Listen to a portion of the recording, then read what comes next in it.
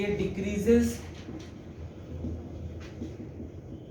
Cholesterol level और good for health है, वो भी पॉली अनसैचुरेटेड वाले।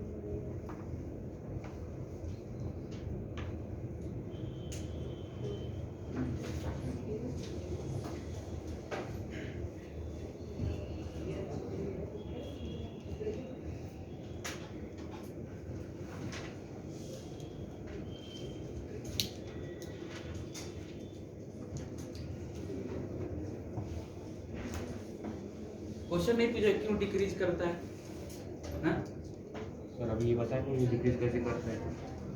क्यों डिक्रीज करेगा कोलेस्ट्रॉल लेवल ये? सर वो बॉन्ड फॉर्मेशन तो रिएक्टिविटी ज़्यादा है उसकी। हाँ, ये रिएक्टिव ज्यादा होते हैं। हाँ, डबल बॉन्ड है तो ज्यादा रिएक्टिव है। हाँ।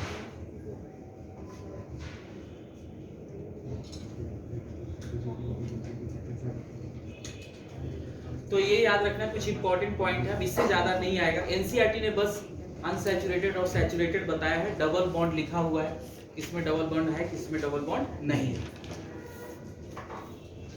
ठीक है, तो इतना काफी है, इतना ध्यान रखना।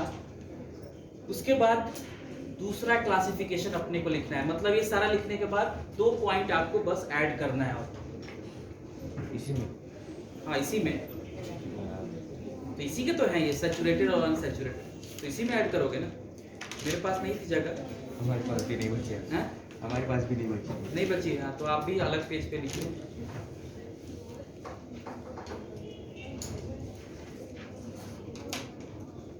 डबल बॉन्ड वाला है तो वो ज्यादा रिएक्टिव भी होता है, ये लेस रिएक्टिव होगा।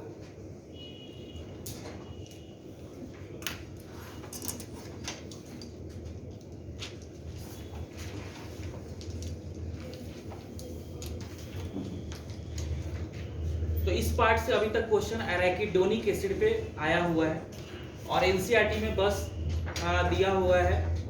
हाँ, आगे चल के फैट और वायल करके दिया है कि जो वायल होते हैं उनका लो मेल्टिंग पॉइंट होता है, और एग्जांपल दिया है जिंजली वायल का। तो आगे हम लोग पढ़ लेंगे जब क्लासिफिकेशन पढ़ेंगे लिपिड का, ठीक है ना, तो उसमें हम लोग पढ़ लेंगे वो पॉइंट।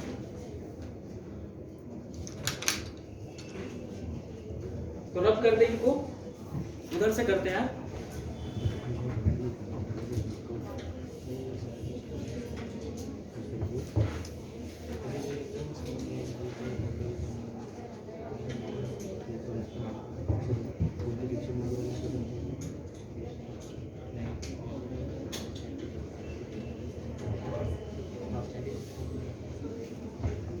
देखो नेक्स्ट जो क्लासिफिकेशन है, एक और क्लासिफिकेशन है, that is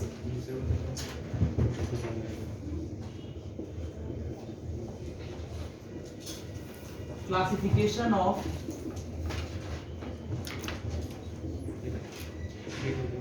fatty acids on the basis of synthesis के बेसिस पे, essential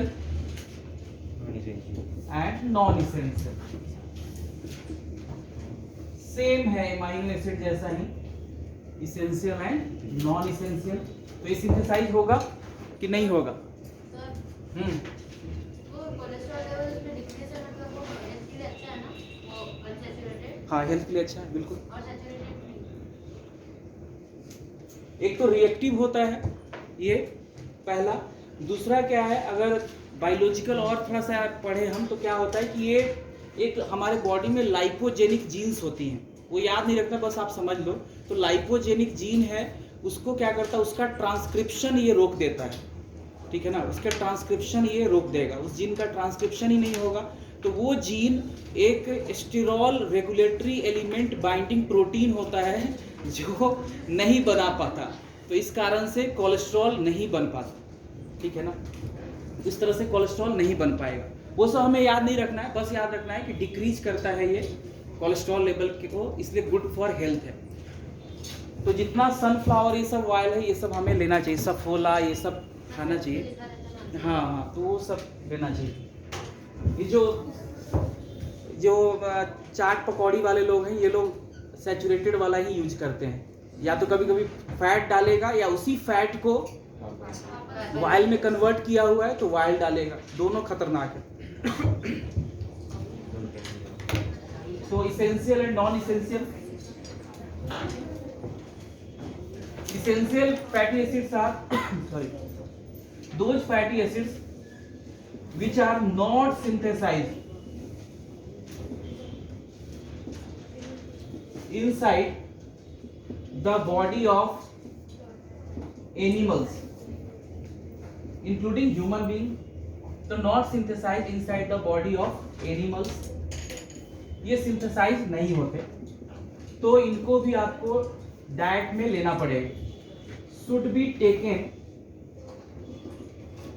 in diet, should be taken in diet to avoid their deficiency.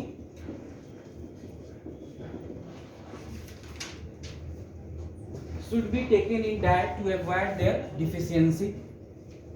यहाँ पे non essential synthesized inside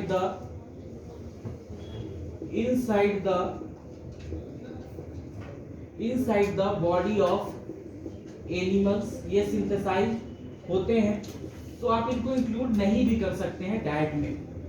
so may not be included in diet.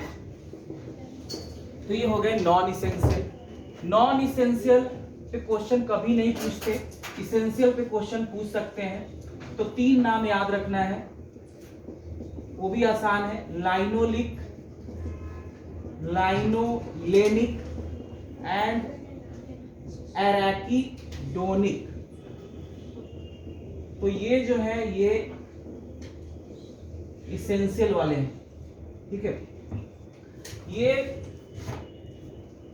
यहां पे example palmitic acid, stearic acid, oleic acid, सारे उधर चले जाएंगे, वो नॉन इसेंशियल है।